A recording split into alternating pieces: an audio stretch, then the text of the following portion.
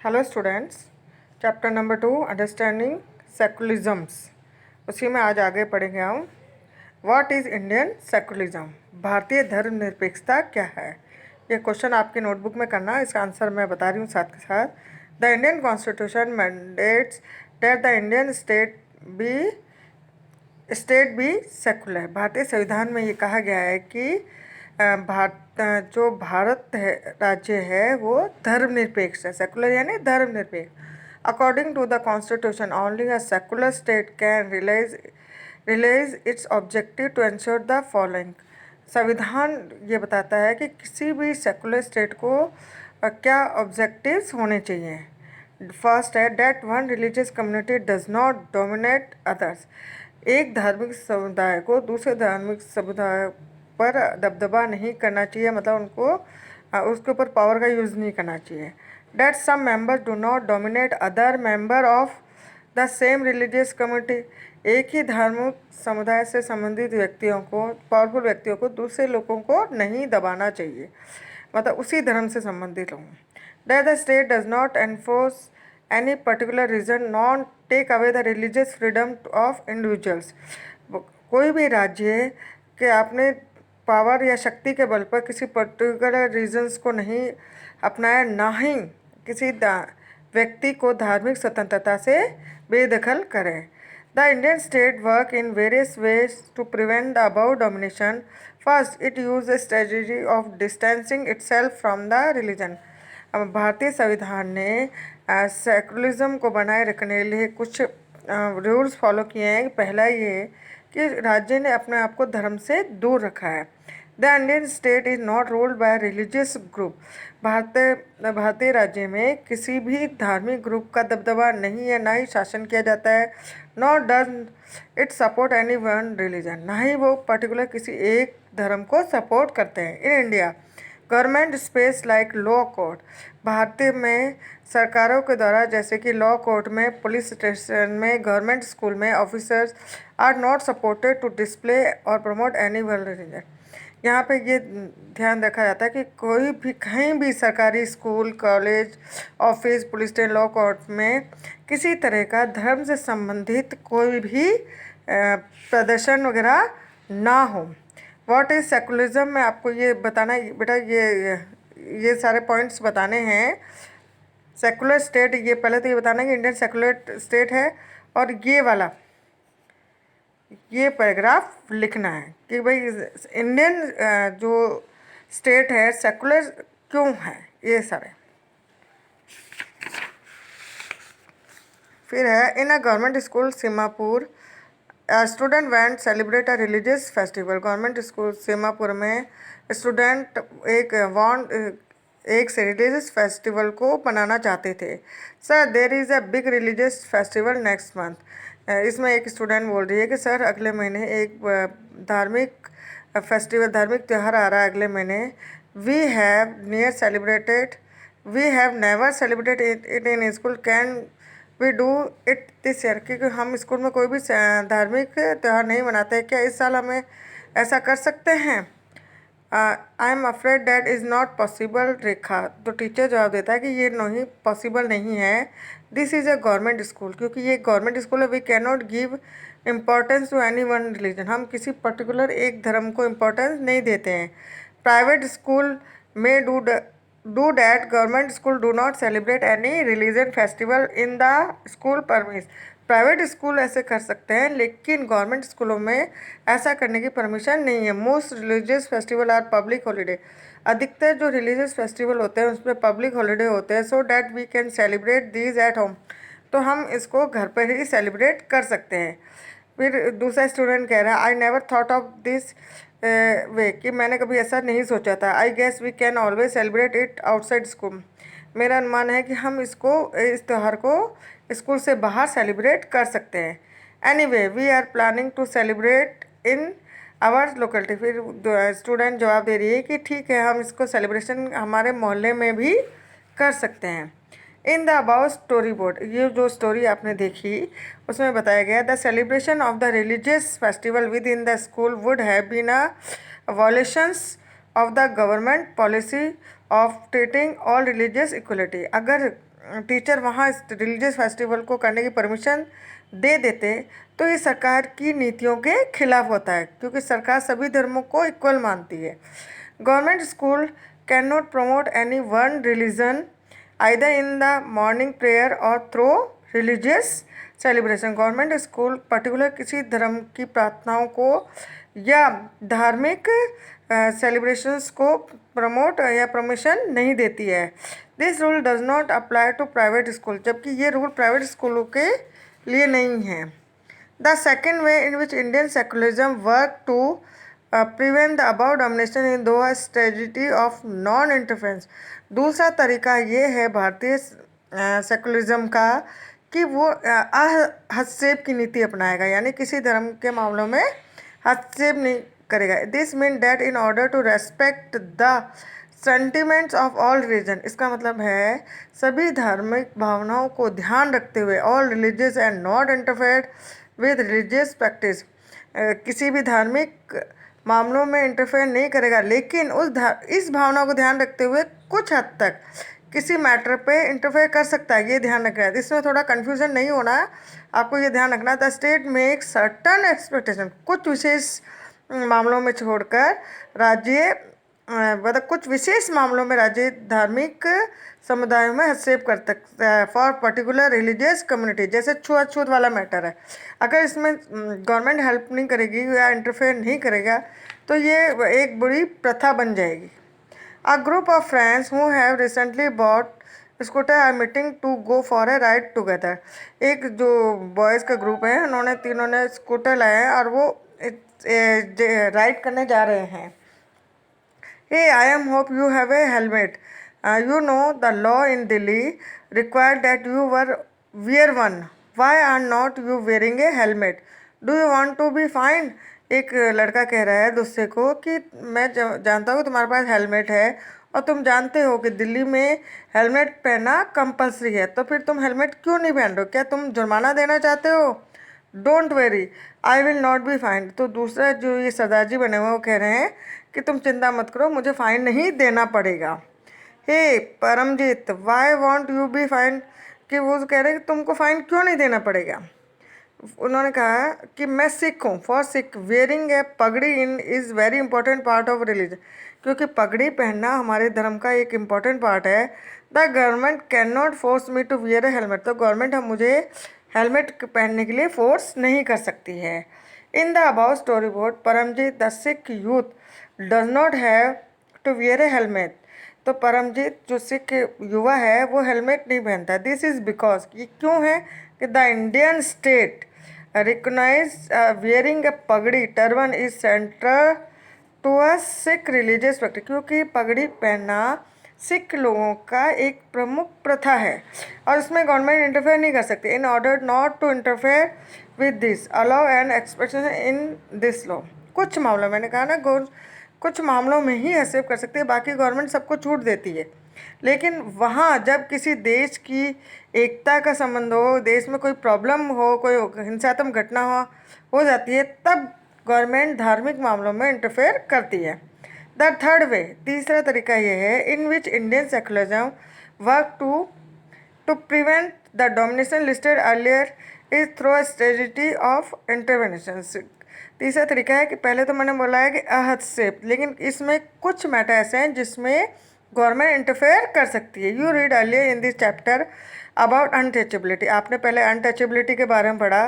This is a good example where member of, ये good example है जहाँ member of same religion, एक ही धर्म के जो अपर कास्ट के हिंदूज होते हैं, डोमिनेट अदर मेंबर, जो इसी कास्ट के लोअर कास्ट के जो मेंबर होते हैं उनके साथ भेदभाव करते हैं।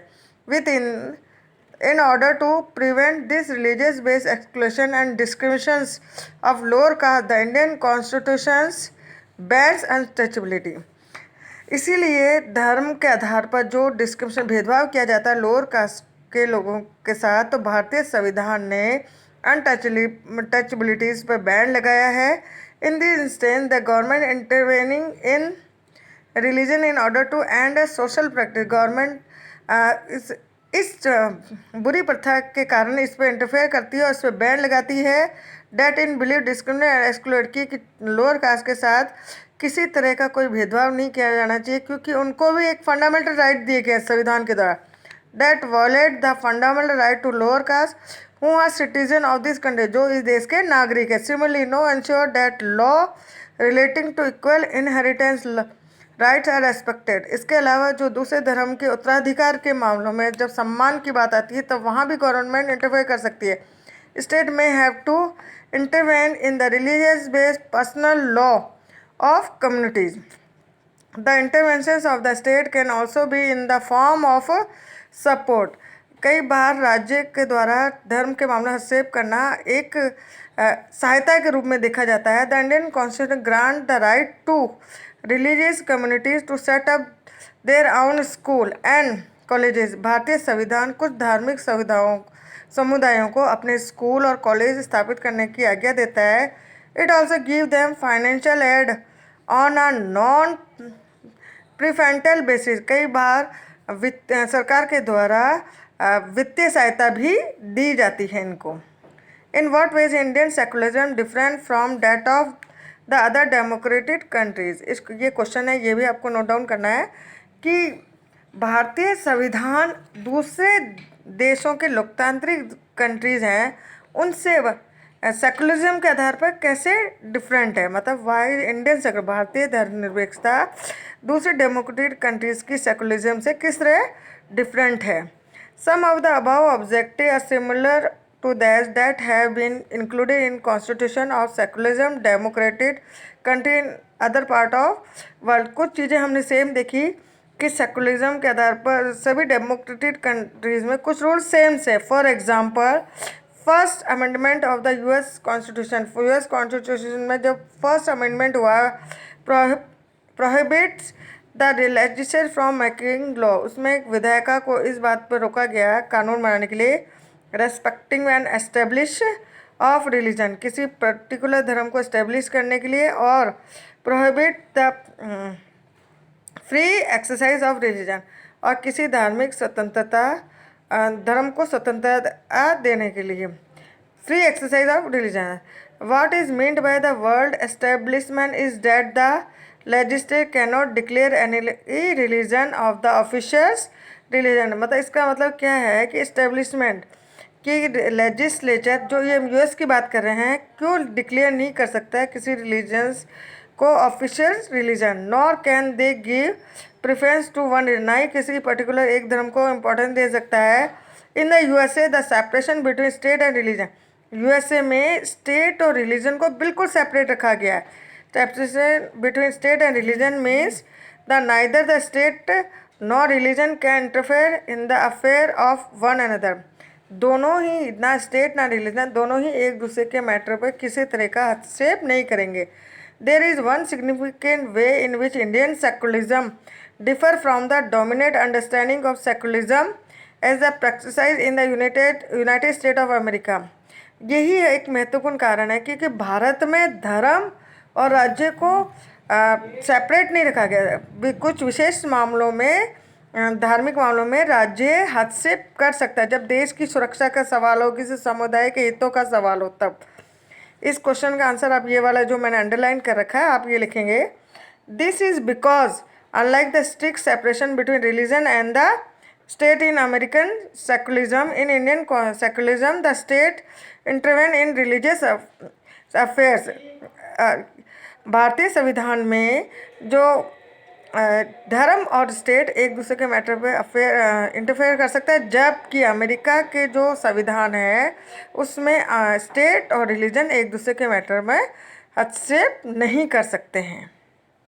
You have read about how the Indian constitution intervene in Hindu religion practices in order to abolish untouchability. आपने देखा कि भारतीय संविधान किस तरह हिंदू धार्मिक प्रथाओं में इंटरफेयर करता है अनटचेबिलिटी को हटाने के लिए। In Indian secularism though the state is not strictly separate from religion, it does not maintain a principle distance with religion. भारतीय संविधान में स्टेट को बिल्कुल स्ट्रिक्टली अलग नहीं रखा गया है धर्म से, बल्कि सैद्धांतिक रूप से अलग रखा गया है। प्रैक्टिकल लोग अगर ज़रूरत पड़े तो इंडियन गवर्नमेंट रिलीजन के मैटर में हस्तक्षेप कर सकती है। This married that any interference in in religion by the state has no be based on the ideals lay out in the constitution. संविधान के सिद्धांतों के आधार पर जो इंडियन स्टेट है इंटर रिलीजन में इंटरफेयर कर सकता है। These ideals serve as a standard through which we can जज whether state is or is not behaving according to secular principles. इन सिद्धांतों के आधार पर हम ये कह सकते हैं कि स्टेट को किस तरह से धर्म के मैटर पर हस्तक्षेप करना चाहिए। The Indian state is secular work in various way to prevent religious domination. Indian state एक सेकुलर है और किस तरह से काम करता है धर्म रिलीजियस डोमिनेशंस के लिए। The Indian constitution guarantee, first है कि इंडियन कॉन्स्टिट्यूशन गारंटी देता है fundamental right that are based on this secular principles के आधार पर। However, this is not to say that there is no violation of these rights in Indian society।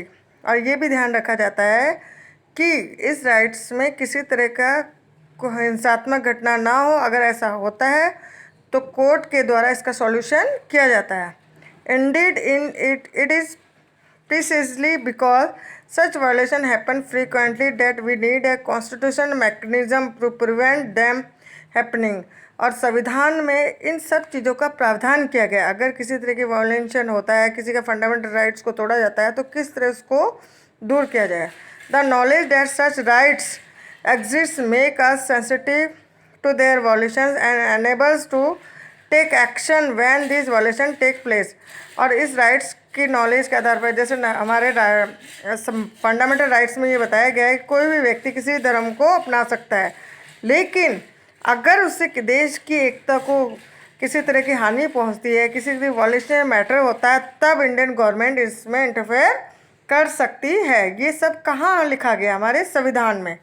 In February 2004 France passed a law banning student for wearing any conspicuous religious political science symbols such as the Islamic handcrafts, Jewish skull cap और large Christian crosses। इन February 2004 में France ने एक कानून बनाया student के लिए कि कोई भी ऐसा व्यक्ति कोई भी ऐसे सिम्बल्स नहीं अडॉप्ट करेगा, जैसे कि बुर्का पहन के आना, हैंडकच, जिस स्कूल कैप, यहूदी कैप पहनना और किसी तरह का क्रिश्चियन क्रॉस पहनकर आना, उस पर बैन लगा दिया है। This law has encountered a lot of residents for immigrants who are mainly from the former French colonies of Algeria, Tunisia, Morocco. पहले फ्रांस के ये कॉलोनीज थे, यानी उपनिवेश। जैसे ब्रिटिश लोगों का ने इंडिया को अपना कॉलोनी बनाया, उसी तरह फ्रांस ने इल कंट्री पर अपना कंट्रोल कर रखा था, अल्जीरिया, टूनिशिया और मोरक्को।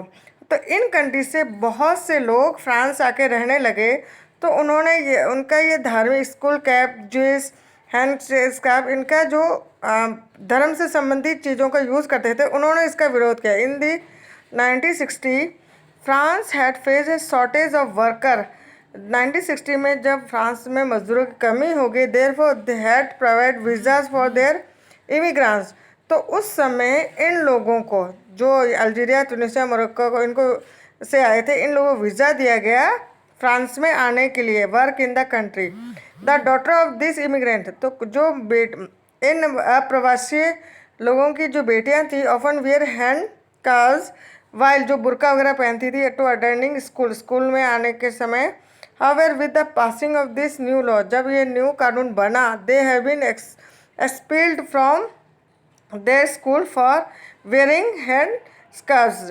तो उनको जब वो बुर्का पहने आने लगी तो उनको स्कूल से निकाल दिया गया। मतलब एक मैटर बताया गया है कि धर्म से संबंधित मैटर्स किस तरह से उसका विरोध भी होता है और किस तरह से कानून लागू किया था। लेकिन हमने इंडिया में देखा कि धर्म से संबंधित मैटर में इंडिया वैसे इंटरफेयर नहीं करता, लेकिन अगर किसी तरह की प्रॉब्लम हो जाती है, जैसे अनटचेबिलिटीज़ वगैरह थी, तो तब इंडियन गवर्नमेंट उसमें हस्तक्षेप करती है, मतलब उसमें इंटरफेयर करती है। In the United state of America, देखिए ये पिक्चर है यूनाइटेड स्टेट ऑफ अमेरिका की। Most children in a government school have to begin the school day reciting the pledge of allegiance. The pledge include the word under God. It was established more than 60 years ago to government school students are not required to recite the pledge. मतलब ये एक तरह से प्रार्थना करते हैं pledge of elegance कि अपने देश की सुरक्षा, जो भगवान को साक्षी मानकर, जो भगवान को साक्षी मानकर ये लोग जो प्रार्थना करते हैं अमेरिका में, और 60 ईयर से ये किया जाने लगा था। लेकिन इन मतलब प्लेज ऑफ एलिगेंस यानी वफादारी की शपथ। संयुक्त राज्य अमेरिका में सरकारी स्कूल में ज़्यादातर बच्चे सुबह प्रेयर में क्या कहते हैं, अपने देश के प्रति वफादारी की शपथ लेते हैं। इस शपथ में वो अंडर गॉड यानी ईश्वर की छत्र छाया शब्द आते हैं। It was established more than 16 years ago. Government school students are not required to recite the pledge if it conflict with their religious belief. 60 साल पहले भी वहाँ ये तय कर दिया गया था, अगर ये शपथ किसी बच्चे की धार्मिक आस्था को ठेस पहुँचाती है तो वो उसको दोहराने की उसको ज़रूरत नहीं है। Despite this, there have been several legal challenges objecting to praise under God, saying that it violates the separation between church and state that First Amendment of USA Constitution guarantee. इसके बावजूद भी वहाँ ईश्वर की छाया वाक्यांश को कई बार कानूनी चुनौती दी जा चुकी है। चुनौती देने वालों का कहना है कि जो वर्ड है अमेरिका संविधान में पहले संशोधन में चर्च और राज्य के बीच जो पृथक्करण सेपरेशन किया गया था उसका उल्लंघन करता है। फिर आपके ये ग्लॉसरी आपको लर्न करनी है बेटा। Questions to force someone to do something in context to this chapter it refer to be force use by legal authority like the state, मतलब जोर ज़बरदस्ती करना है कि राज्य के द्वारा किसी चीज़ को फोर्सफुली लागू करना या जोर ज़बरदस्ती से करना। फ्रीडम ऑफ इंटरप्रेट यानी स्वतंत्रता की व्याख्या करना। The independent that all person shall have to understand thing in their own way in the context of this chapter it refer to a person's liberty to develop their own understanding and meaning of the religious they practice, मतलब वो अपने हिसाब से अपनी स्वतंत्रता की व्याख्या कर सकता है, अपने धर्म की व्याख्या कर सकता है। इंटरवेन यानी हस्तक्षेप करना। In the context to this chapter it refer to state effort to influence a particular matter in accordance, मतलब किसी पर्टिकुलर मैटर में हस्तक्षेप करना with the principle of the constitution के तहत। ये आपको हर लेसन की ग्लॉसरी साथ के साथ लर्न करते जाइए। इससे क्या है कि आपकी हैबिट बढ़ जाएगी, क्योंकि इन फ्यूचर 9th 10th में इस पे ही क्वेश्चंस कई बार बनते हैं।